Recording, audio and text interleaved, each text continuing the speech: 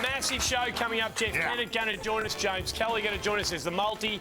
There's the last shout on what has been, gentlemen, not only a huge week for footy, but a massive, massive week for sport. It's been great, and you know what I'm looking forward to? What's that? I cannot wait. This is the grand final replay tomorrow night. I am going. We'll be in Adelaide. I've got a very good feeling about this. Richmond v Adelaide. I'm quite confident. Well, you should feel good too, by the way, because I don't know if you've heard, there's a bit of controversy about tomorrow's night game already. What? I don't understand. Yeah, of course you don't. Have you seen? This is the official match ball from tomorrow night's game. Now you tell me, Mick, has this ball been tampered with, mate? Because you tell me. You look down there and you tell me that. What do you got to say for yourself, mate? All I can say is we may get a bit of a reverse swing towards the Torrens end late in the game, but otherwise it's all tight. How are you getting over there? How are you getting over there? Mate, what? How are you getting over there? Are you going to fly? What are you doing? No, I don't know what I'm doing yet. I'll tell you what, it has been a massive week for the Australian sports fans. There's no doubt. And as we go to air, only a few moments ago, the actual sanctions were brought down against the three Australian players have been sent back from South Africa. It's been the big story, of course. Both Steve Smith and Davey Warner are out for 12 months, and Cam Bancroft's got 9 months. So that is it. Oh, well. Steve Smith got 12 months, did he? Yeah. Well, as a Rajasthan Royals supporter, I'm shattered. I'm shattered. I just can't believe it. A bunch of cheats. Who do they think they are? Carlton?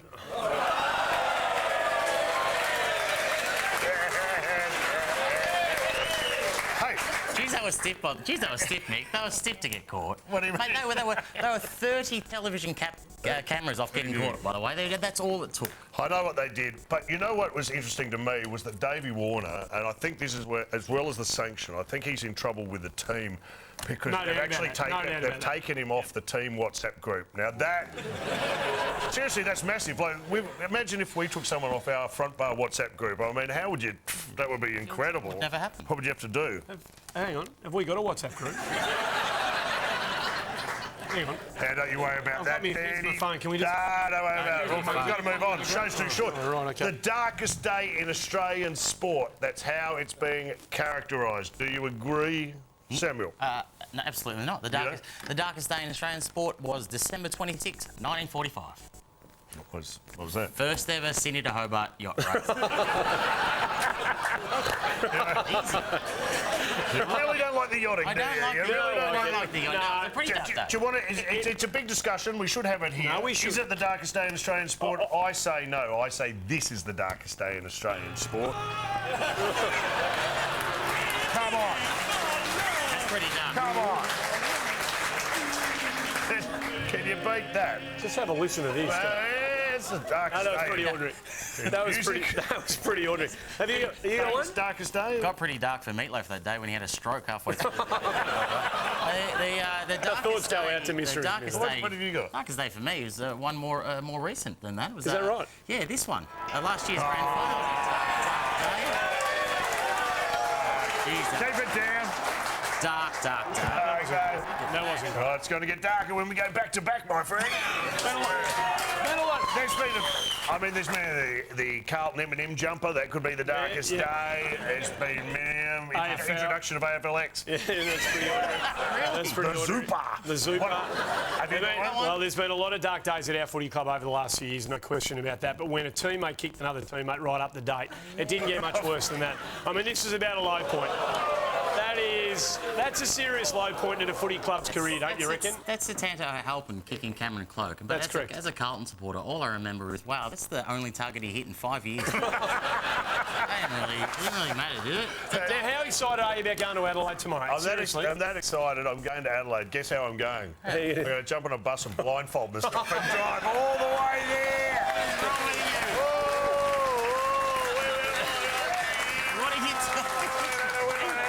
What is he talking about? Well, he's talking about this story. Now, we all talked about the Melbourne pre-season camp that was abolished because of the players had issues with it. Well, now we've got another one, the Adelaide Crows, and it's leaked out presumably from a player who was on this camp, that they went on this psychological sort of meltdown camp where they wanted to have the boundaries of their psychological capacities absolutely tested to the limit to see how much they could cope. There was a part of the story was that they went on a bus ride for an undetermined period of time with a hood over their head, so completely blindfolded.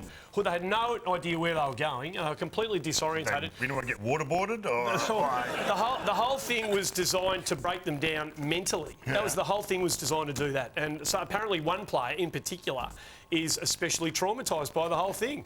I know, laugh about it. It's very serious. Well, and what happened? I heard there was there music? Yeah, well, there was music at the very end. I mean, if they weren't absolutely traumatised enough, they were made, and this is not a joke, they were made to repeatedly listen to the Richmond theme song at the end of it all.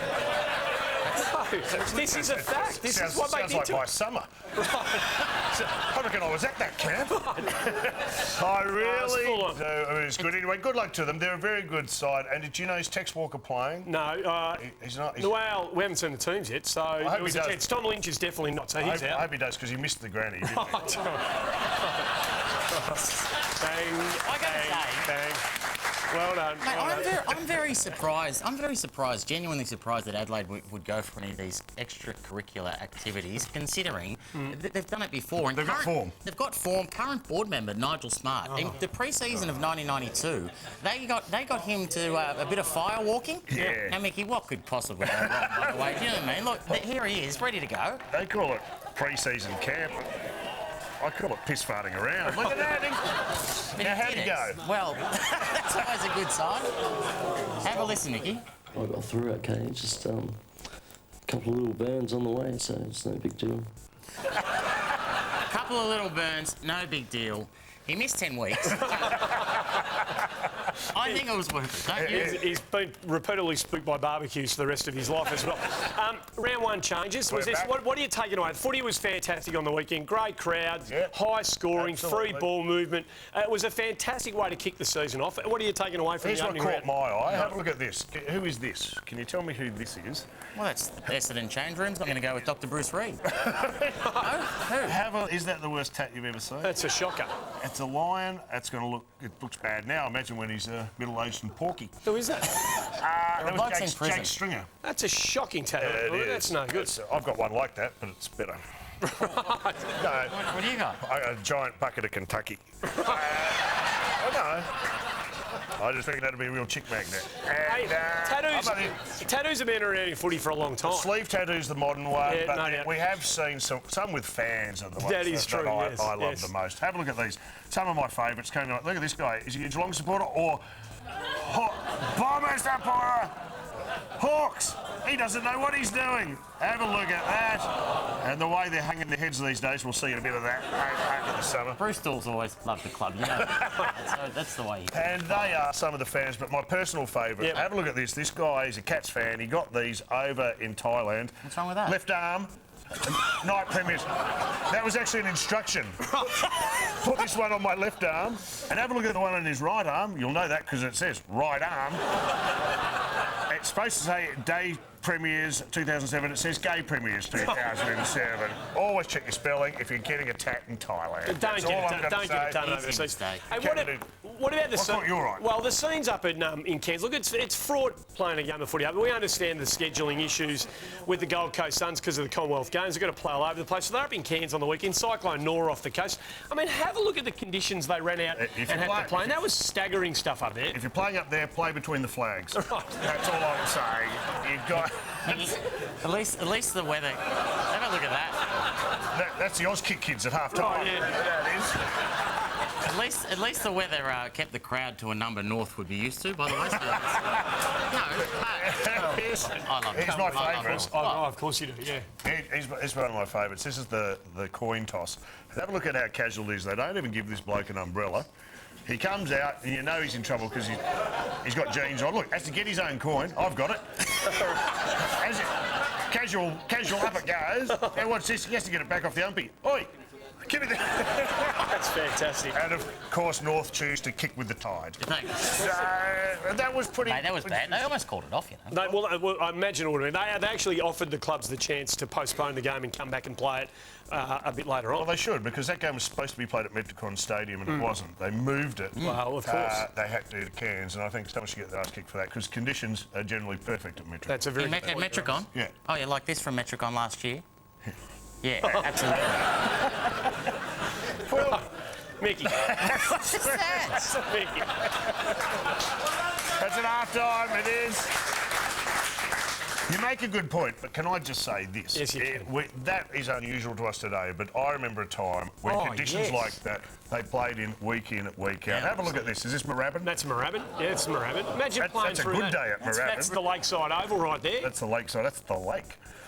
I think you're fine. This wasn't that long ago. This is just the mighty Waverley Park. Claremont love those conditions. And of course, this is Paul Pierce. Oh, you love Paul Pierce. Have a look at him. So look at the hail hitting in here. Look at the hail. Had to shield his eyes from it. I mean, it's extraordinary. He was actually traded after he suffered hail damage. He was. At least you got him for a good price. Hey, you know that day? That day, it was 1993 that year, and you saw those conditions. Goals are going to be hard to come by in those games. I would have thought so. Lockett kicked 11 that. Tony Lockett kicked 11 Did he that really? day. Tony Lockett kicked 11 goals that day. Well, that's good. Yeah, all from the deep end, though. You know. You seem a bit distracted over there. I haven't. What's wrong with you? Oh, well, I wasn't going to say anything, but I keep can't. staring at him. What are you Well, I doing? can't keep going. What's wrong, mate? We can't do the whole show without me just pointing something out. What is it? Mate, your hairdresser has had a shocker. Yeah. Mate, what are you doing? Hang on. Have a look at it. Okay, I admit it's not looking as good as it. I can't believe you're going. I'm not saying the bar was that high to begin with. Have a look at that, Nicky. Well, no, let me point out. Mate. I'll tell you what goes on. My mate Roger, we know from Tadaro's hairdressing salon, cuts my hair. He generally does a bloody good job because he's one of Melbourne's finest, but he has had a bad one. And I didn't like it, so during the week I thought I was going to go out there and give him a spray. Yeah. Like give him a real rocket. And then I thought, well, why don't I just get Rocket, Rodney Eade, to go and do it for me? Great idea. And he agreed.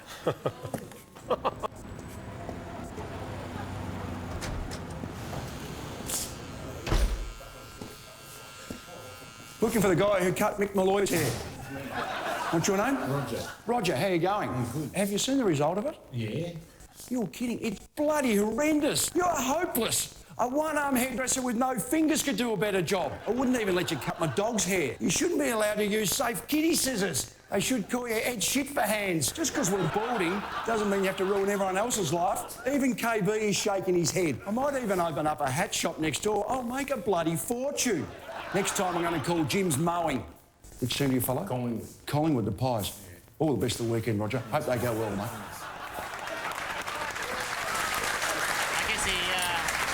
I guess he got his comeuppance in here. Got what he deserved. He's no muck around. Is he made of stern stuff? Rog, will he bounce back from that? Hey, he'll be all right.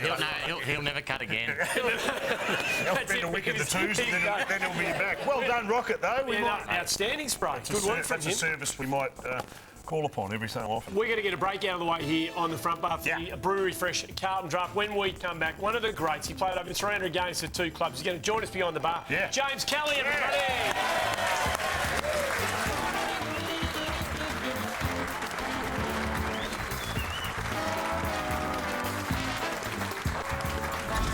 Don't miss any of the action this Thursday night.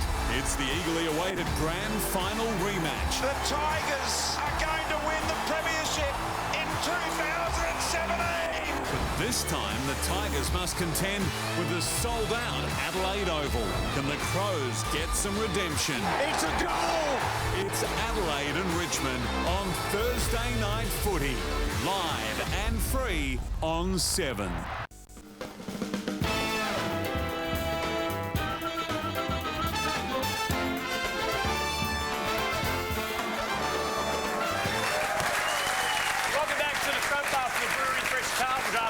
Tap beer in Australia. Jeff Kennett going to join us a little bit later on the show. Before that, we have got one of the modern greats over behind the bar. Please make him welcome. Over 300 games, three-time premiership player, James Kelly, everybody!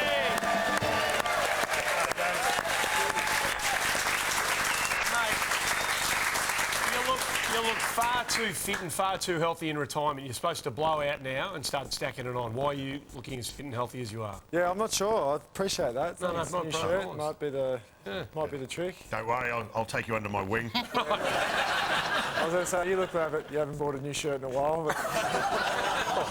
Please thank James Kelly for coming on the show today. Hey, you're going to come over here a bit later on. You come over here a bit later on for a big chat, but the 3 flags. A question I've always wanted to ask one of you blokes. Yep.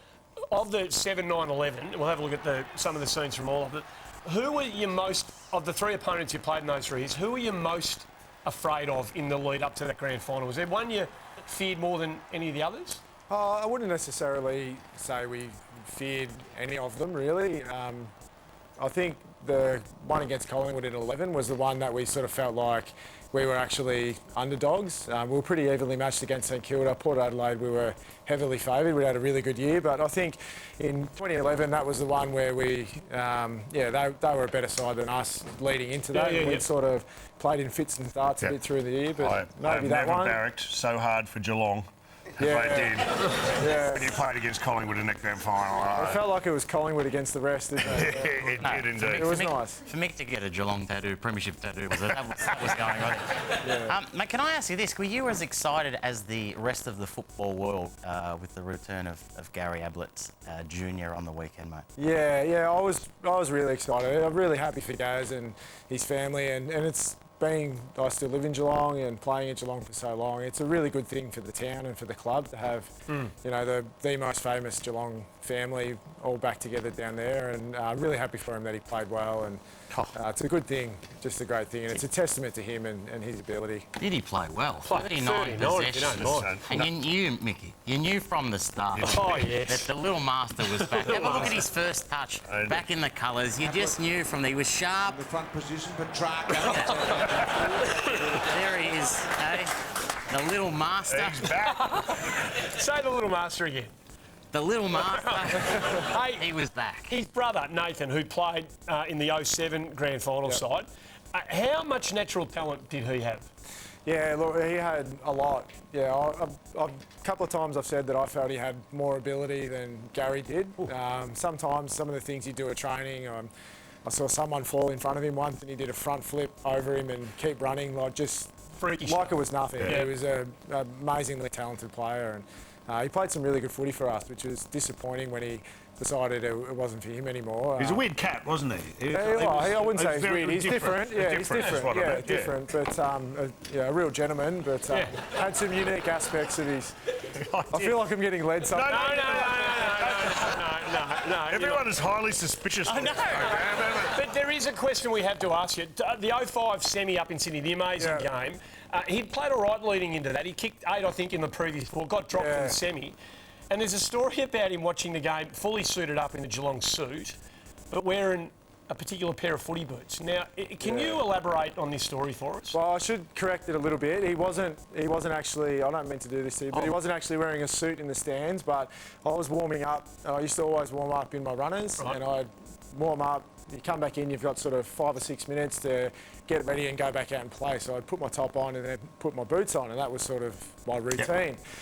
Came in and my boots weren't there, so I was like a final. I was in a bit of a fluster, like I needed to find my boots, and I yelled out, who's got me boots? And all of a sudden Nath comes walking out and he was wearing my boots. He thought that I'd left him there and they were spare boots, and I was like, I need them, mate. Like, they're calling us out to go up the races. I need them now. Can you, please take my boots off? But he was just, I think he just forgot his shoes and just saw my boots there and we were the same size. So, didn't think much of it. As I said, he's a pretty weird cat. Different is the word you're looking for. Anyway, it's great. Can I ask you, how are you going and enjoying the coaching caper? You're an assistant coach over there at Essendon now. How's that working out? It's going well, I really like it. I knew I wanted to coach, and I'm one of the fortunate people that were able to finish sort of on my terms and happy to finish. So I've been able to move into coaching and not feel like I should be playing. Why do you think you're going to be a good coach? Why? The ego on you to think you're going to be just walking into No, why do you think you're going to be a good coach? Well, I don't know. I guess my experience helps me a little bit, and I felt I had to teach myself a lot of things, and I was taught a lot of good habits early in my career, and in my role as a development coach now, that's a lot of my role is doing that. So I feel like I've got some runs on the board in that respect. Indeed. Can you explain this to me? We saw this during the week at the Essendon Footy Club, and this is a new system where they communicate down to the sidelines, and they've got a monitor set up, and they tell you what to say. Tackle rate, good overall, can lift in forward half, forwards need to connect, etc. That seems like a good modern edition of getting a message to the sideline. Yeah, I don't know who writes that. Yeah, no idea, yeah. Oh, what, you're on Netflix, are you? Yeah, What are you doing, mate? I've got a computer in front of me, I'm just playing fantasy, so... Just to make sure, you are officially a coach at this point. Well, if coach means turning up, I don't get paid. We saw that and thought we'd give that a go. We've got one here tonight, which is telling us down there what to do. Andy, keep your questions to under 2 minutes. Andy, don't win a cardigan. Don't wee under the desk, sir. Do not wee under the desk. That last one, by the way, that doesn't say to me. That could be for anyone. No, I think it's you. Of course, with your, it's definitely your incontinence, by the way, you don't really have a say. So Can you stick around? We're going to get you back over here. I'm going to get you over here later. James Kelly's going to stick around. There's a lot more. Before we get to break, there's a few other bits and pieces we want to talk about. I mean, it was so close to Melbourne again, wasn't it? Big Maxi. I was at this game, and it was sad for a lot of Melbourne supporters. I thought they had this. They really did. 1 goal 7, I think, in the last quarter. This is as good as dropped. He's walking out 20 metres. He's got to fix that up. And then... His beard was pointing to the left. We always knew he was going to go there. I was in the ground. Can I say the sound of 10,000 cheese platters hitting the ground at the same time? Sad, Mickey. It was hard to take.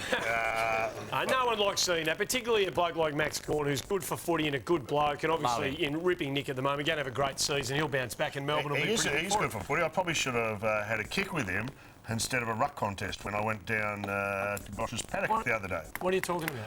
Oh, sorry. Yeah, I went down to... sorry, mate. I went down to Gosh's paddock because I often wondered this, and have you at home wondered this, have our studio owners wondered this, how good are these guys? So they're the best of the best, the top 1%, like James over there. And you go, but how much better than the average guy are they? I was a bit sceptical, so I thought I would go down and take Maxi on in a ruck contest just to see if it was noticeable. Have you spent any time in your playing days? And you tell us you're a pretty handy footballer. I played at centre half forward in my best and fairest under 14 year for Mount Liza. And I used to do a bit of pinch hitting in the ruck. It wasn't my strength. What was your nickname at Mount Eliza? Mary. But that's another conversation. So it's not for today. All right. So you thought Mr. Common Man, go down against one of the elites in the comp and see how you win. Let's see if there is a noticeable difference. Here's how it went.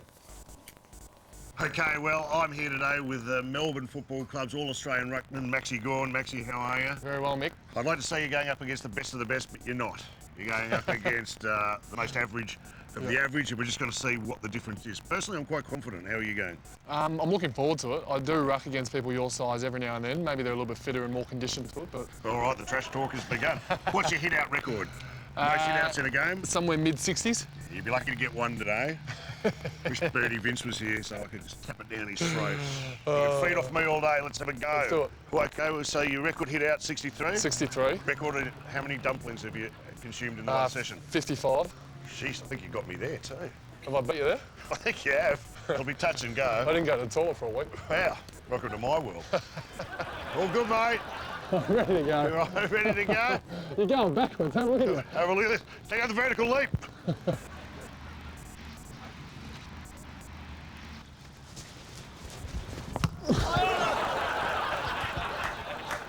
So 50-50. Hard to call at this stage. Now... Mate. Well done, mate. That's feeble, mate. You're letting the show down with that. Just so you're aware, that went through for a point. He has punched the ball through for a point from the centre bounce. That's disappointing. Murray, we should have a look at that. We need to have another. We need to have another. We'll just take us through it, Nick. Come on. Slow motion. As you can see, there we go. It's 50-50 at this stage. I think I've got him covered here. Yeah? Look at this, eyes on the ball. And at this stage, it's hard to tell just who... Where do you think the point... Look at that.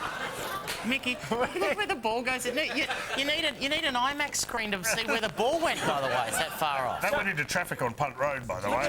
James Kelly's watching this. I mean, is there any fundamental things that he's doing wrong here, or are some things that he's just lacking that he's never going to be able to compete? Oh, it's probably a bit more of column B than column A. So, you know what I thought? I thought boundary line was more my thing. So we went had a couple of boundary line ruck contests, and this is a bit harder to split. Right. I've got this.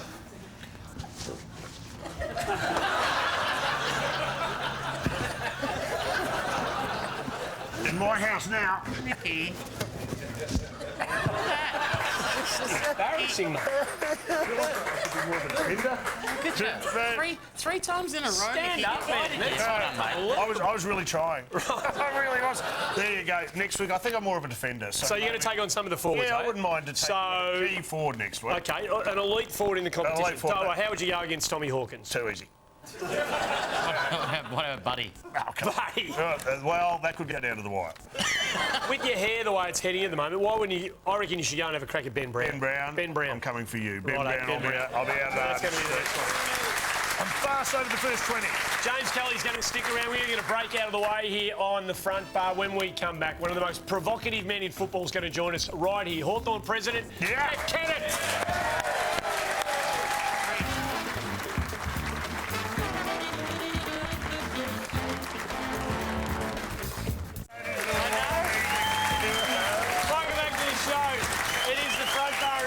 Entertaining already. James Kelly over behind the bar, but the one and only Jeff Kennett joins on the show. Welcome back. Thank you, lady. Great to see you back in the President's chair at Hawthorn. You're a fantastic president. The things I love about you most is the you strike fear into the AFL's heart. You speak your mind. You always have. And you're rogue, and you could be up to anything, so I look forward to seeing what you get up to. Can I ask, straight off the top... Where were you going with it? No, I'm just... He's admiring you, that's what he's doing. Well, then there's something wrong, isn't there? I'm fluffing your pillows, Jeff, I think it's called in the business. Say that again? Fluffing. Can I ask this? The decision to... We're off to a flyer. The decision to come back, was it yours? Did you have to speak it over with your wife? Did you ask permission of anyone for this? I was asked to come back. It's not something I planned to do. I must admit, when I was asked and I agreed to do it, I went home and I spoke to my wife late at night. We were both in bed. She was playing games on her iPad, and I said, "Darling, before we go to sleep, I think there's something I should tell you. I might be back as Hawthorn president tomorrow." Well, the iPad went through. The language was florid, beyond misinterpretation, but she's been very good since. She's back. Is she enjoying being back there as the First Lady? It's not her first choice. No, but right, she's very, very decent. Why are you back? Why? Oh, jeez. What makes you think that you can make any sort of difference? You've already been there once. Are you back to clean up the mess that you made the first time? Why are you back? What are you doing? You've been working on that for a long time, haven't you? Long time. It's the sheer joy of it. I mean, it's a great club, and we had to make a few changes. They're made. Great to see you. Look, here you are. It's a great game. Why do you put the question like that? Don't you agree with it? No, I ask you sincerely because you are a man who has often said that you don't look back, Jeff. You never look back. So I must admit. No, that's exactly right. I have a theory, practice. You never go backwards in life, but this is the exception. And let's hope it delivers good results. People talk about the allure of being in, James, I'm sure, will talk about this, the allure of being part of the club and the inner sanctum and what you get from that. Did you miss it? I mean, you didn't miss it, really? No, because I think once you finish something, you move on. Yeah. And the club's been very good to me. I've followed it all my life. I've seen every premiership. Yeah. So I have an affection for the club. But having been president for 6 years, having done your best, time's up, move on. And then, of course, come back. Come back. Thanks. You're like Hawthorn's Putin. Hey, so I think I know why you're away, because it would have been hard to watch some of the things that occurred while you weren't in the chair. Have a look at some of the emotion we're seeing in the stand. Can you tell me, is this the moment you realised you'd hired Ty Vickery? Is that the moment you found out he'd retired? What are you doing there, Jeff? Well, I'm just preparing for my return in years to come, you understand. Yes, that was unfortunate, wasn't it? It was, but you move on. I'll tell you what was more unfortunate. What is it like to see someone like this move on? And this is one of your all-time club champions, and you've got to see him now wearing another jumper. How do you feel about that? Well, to be quite honest, Hodgie retired. Yep. And he then decided to play on again, and that's his right. Yep. And I've got to say, there's a lot of comment about clubs that lose administrators or players or coaches. But Geelong, James's club, and ours are probably the two clubs that most of the rest of the AFL clubs and administration come to for their executives. And I actually wear that as a badge of honour. So I don't wish anything but good wishes to Hodgie. He'll be up there, he'll treat them well. I think it's great to see him still and contributing to football. And I think the other one is Buddy Franklin, when he left us too. Wow. There was a time for him to move on, and he went. I was a bit surprised the club he ended up at, mind you. Yes. Did you see last night? Did you see him on the weekend? Eight goals. Seven of those he learnt at Hawthorn. Yeah. So we trained him well. He didn't leave that while you were there, though, did he? No, just after I left. No. But we are a family club, so we accept all responsibility together. Right, so you're asleep at the wheel. That's right. Well, he wasn't there. He wasn't there. So you could have signed him up to long... But anyway, we couldn't have afforded it. That's true. I'm only joking. One of the busiest men in the world. No, you are. I'm only joking. You are more than qualified to come back. You've got military experience. You've been president before. You've been premier of the state of Victoria. Where are you going? Corporate chairman of Beyond Blue. I'm giving you a resume. Yeah, but where are you leading? And thanks for bringing it in too, by the way. I really appreciate it. But the thing is, I wanted to say, I think that your greatest achievement was in literature. Yeah. when in the year 2000, you edited this book. This is a true thing. The Dog Lover's Poems, a collection of prose and verse compiled by Jeff Kennett. This is a real thing, not a prop. No, that is absolute. And I think you're being very disrespectful of animals. Oi! And dogs in particular. Dogs are a man's best friend. Yeah, and are you having a go at me or the contents of the book? Dogs. I know dogs are very important to you. I know half the Hawthorn members are actually dogs, so that's... What is going on? They signed up pets. You got a pet membership that was Collingwood. Oh, okay. You remember that? I say this sincerely. Can I? You've clearly selected a couple. You've selected a couple. In 1989, when doing a seven-week stint on Melbourne radio, I read a number of my favourite dog poems on air. The result was electric. Electric. Yeah. Hence only the 7 weeks on air. But anyway. Can I read one? You want me to read one? You've compiled these are the best of the best. God, here we go. This one's called Chihuahua. This is huge. The Chihuahua is so very small. He's actually squirming. This was a terrible mistake. You want to read it? I should have. No. I clearly should have stayed at home. I want to read. You decided that this was worth going in. The Chihuahua is so very small. He almost isn't there at all. But watch him in a fight, attacking victims from beneath. Those snapping needle-pointed teeth inflict a painful bite. It's beautiful. And not more, surely. I had a little dog called Spot. I'll save that one, don't worry. That is unbelievable. We haven't got much time with you, so we should talk some obviously. Thank God for that. That's because the poems are outstanding. The 30, I know you're obsessed with the 32-year plan. Explain to everyone what your 32-year plan is. This is the blueprint for the future of the Hawthorn Football Club. How many football clubs do you know have a vision beyond this year's premiership? Oh, we've had 7 5-year plans. That adds up to 35.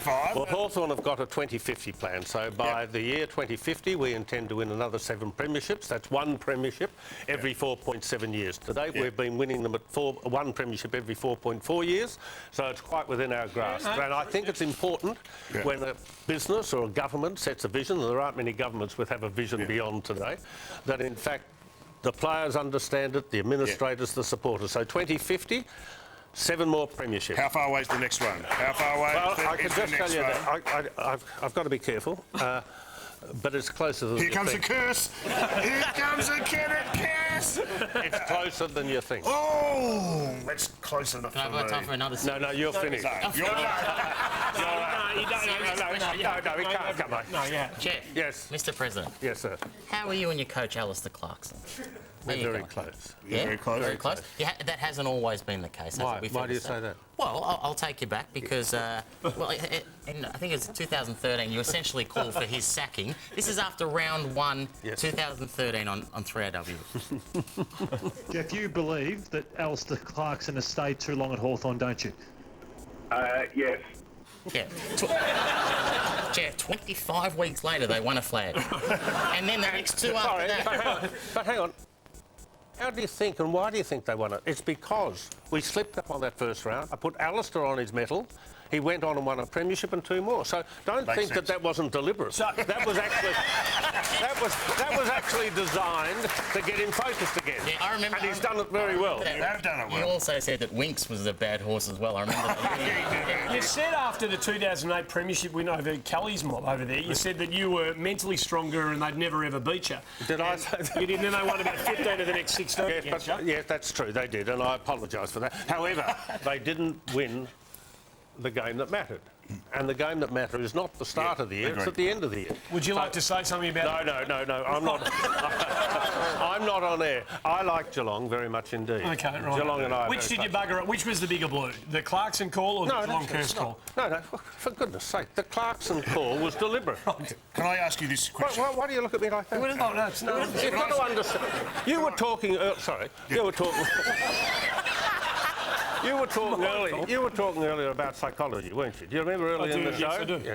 Well, speaking to Alistair about his performance in that game was part of the psychology of turning him round. What was the other part of the question? I can't the Geelong Curse. I've got one for you. Yes, mate. Who's a better side in the modern era? Would you say it is the Brisbane three-peat team, the Hawthorn three-peat team, or the Richmond Premiership team from 2017? If you had to really... apologies to Geelong. Well, I congratulate you on your win last year, but you still have to deliver. You have to beat and match both Geelong and Hawthorn until you get close. Before we're about to finish. Can I just ask? I left you a piece of paper.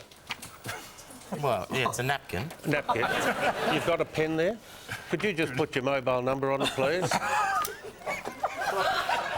Well, can I say this with the greatest respect? No. Why would I? I'll text it.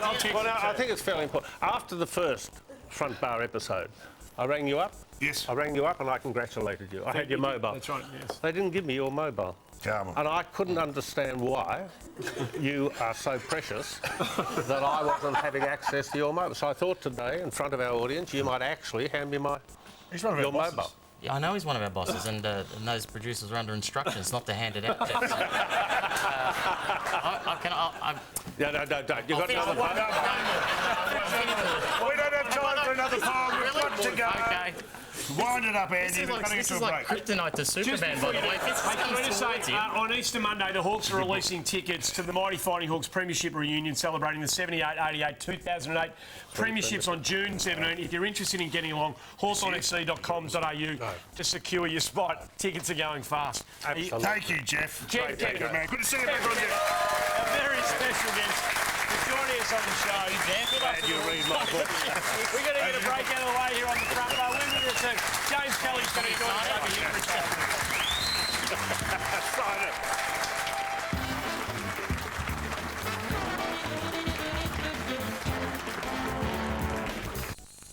The Front Bar is made possible by Sportsbet's 24 Up. For AFL this week, if your team leads by 24 points, you win with Sportsbet.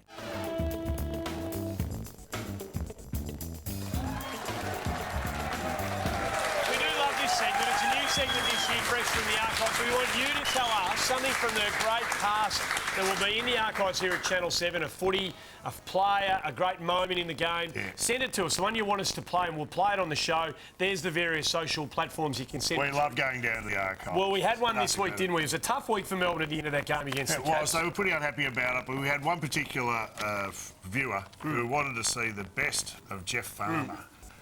So here we go. Out wide, on the left foot, now they penetrate towards the goal line. Up goes the way back.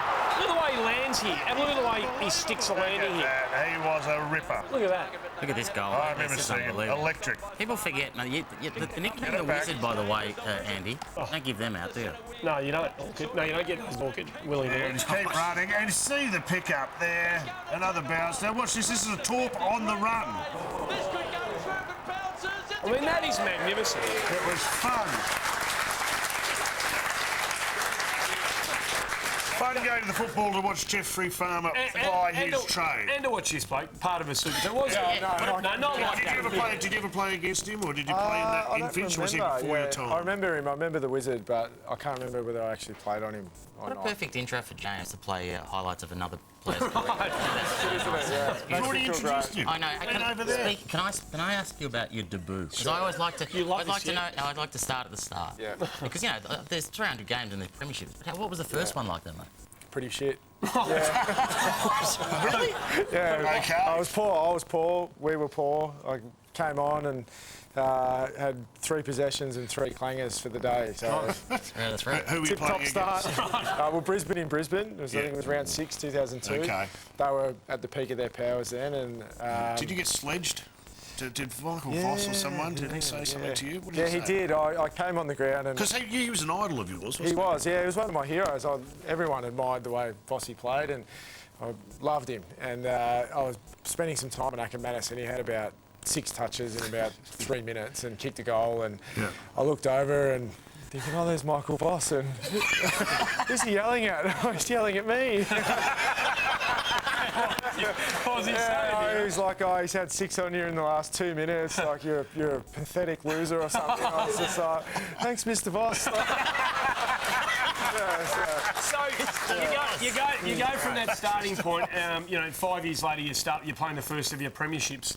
Is it true? Look at this. There's some great highlights. And you were for both Geelong and Essendon. In the last couple of years, you played for the Bombers. Was a fantastic tale in your story. But is it true that in 2006 it might never have been at Geelong? Did Bomber come up to you, Mark Thompson, at the end of 2006 and say, mate, we want to trade you?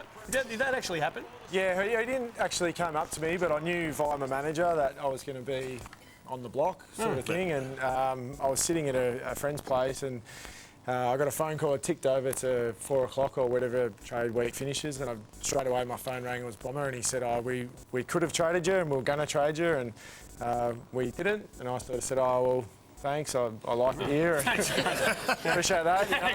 Didn't know where it was going to go from there. And he said, yeah, in a typical Bomber way. He's like, yeah, bit of silence. He always did. And he's like, yeah, the club could have been a better place without you. I was devastated. Wow. And so I put the phone down and I think I went home and went for a run. And I actually saw him last year and I mentioned it to him and I said, oh, yeah, that sort of turned the tide of my whole career, and he had no memory of it. He was like, oh, yeah, it's just, you say some things as a coach, and I was dumbfounded. I had no idea. So I'll ask you about you played with so many great players, and one of your premiership teammates on the weekend celebrated his 250th game, Joel Selwood. A hard man. But for me, though, I was just looking at, I think he's got a lot of work to do with his wave.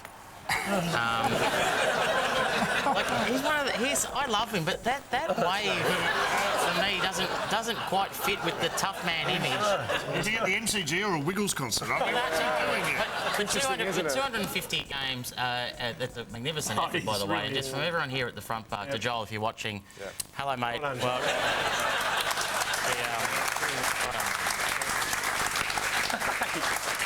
Did you think this was going to happen when you came on tonight? We'd be doing those. No. There's been a lot of talk about the darkest day in football. I reckon the darkest day in football would be rupturing your own nut. Which happened to you. Bang! What the hell is going on? You are in extreme pain there, a very rare injury to this level there. You have been carted away to the hospital with said ruptured nut. How bad was that? On behalf of all men out there, I need to know. That was a nasty trip to the hospital, wasn't it? Yeah, it wasn't ideal. You never go to work thinking you're going to leave 1/3 of your testicle at work with you. So I don't know. I've been to a couple of meetings here. Been pretty hairy. What did they do? They put it in a sling or what? I don't know what. A sling. They've sort of got a built-in sling, but they don't need that. Do they give you a tiny little MRI? Yeah. What happens? It was like a little strap that went around here and just sort of... No, like it just got big. Okay. I don't know what you want. Like, Okay, what about this? Let's change tack. Tell me, when did you know you were right to come back? When did you have to pass a fitness test? Like, did your voice have to return to normal? Or something? When did you know you were good to go? Yeah, well, when I could run pain-free. Yeah. Did you strap it up? No, but I wore a couple of pairs of sort of tights underneath my... Right, were you frightened players would target it? Well, you know what you should have done? You should have done the old Ling Jong, which, remember, he strapped up the good shoulder. Yeah. So they targeted that. You should have strapped up the good one. I'm going to run around with them out. Has it grown back? Like you said, you left a third of it at the MC. Has it grown back? No, it doesn't grow back. That's it. No, I'm stuck with this now. So you got this funny, odd-shaped little test. If you're just tuning in now, we're talking about James Kelly's bad nut. And you've missed Jeff Kennett's poem, so you've missed a cracker. It's a good show. Yeah. It's a classy show. Oh, no. Well, we love testicles on the front bar. We've enjoyed...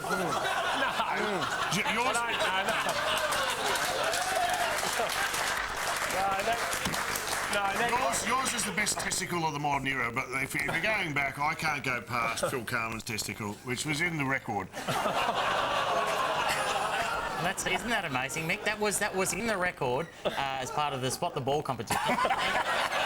Can you believe that? How did no one notice that? I don't know. No one. I have no idea. I don't know. Mate, thanks for coming on and talking about your... We're going to get a break out of the way. We're going to let you go. You're going to come back. All the very best. James Kelly. What a good man he is. And to all the Essendon supporters out there who wanted a searing interview on how the Bombers are going to go this year, we apologise. We're going to get a break out of the way. James Kelly, our special guest. When we come back on the other side of this, mixed multi...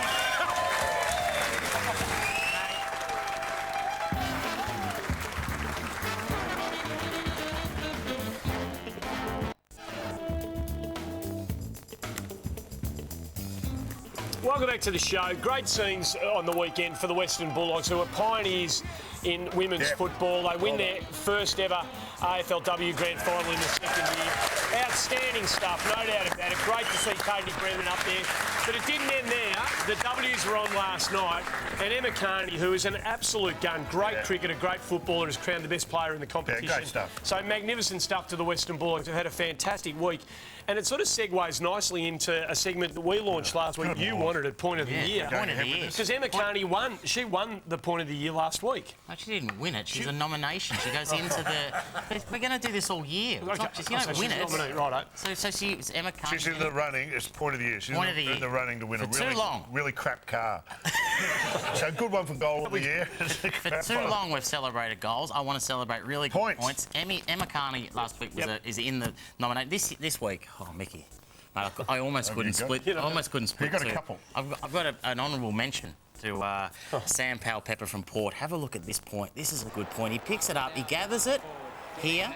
Gives off the handball, and then have a look at this from 55. Mate, that is a good point, Nicky. Don't you think? It's just a quality, all the skills of the game there, but... That's a point for the ages. This is the one for this week, the nomination. Sean Higgins here. Borks won. Beautiful. Around. Banana. Thinks it's a goal. It was a goal.